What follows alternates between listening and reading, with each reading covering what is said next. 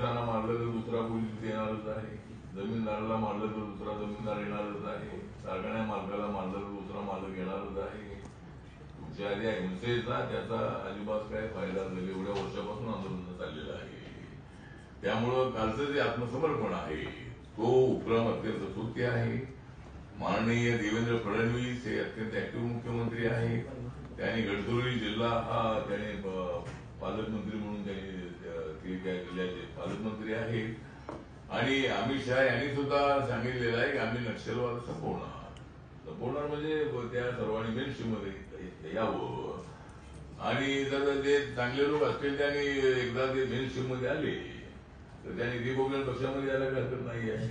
त्यामुळे जर मेनस्ट्रीममध्ये राहिले तर त्यांनी निवडणुकीमध्ये सुद्धा उभं राहिलं पाहिजे. त्यांनी आता आम्ही असे गुन्हे करणार नाही तर सांगितलं पाहिजे.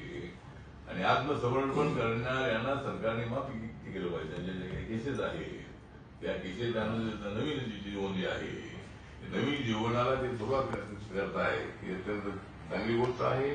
आणि मी त्या नक्षलवाद्यांचं ज्यांनी आत्मसमर्पण केलेलं आहे त्यांचं स्वागत करतो.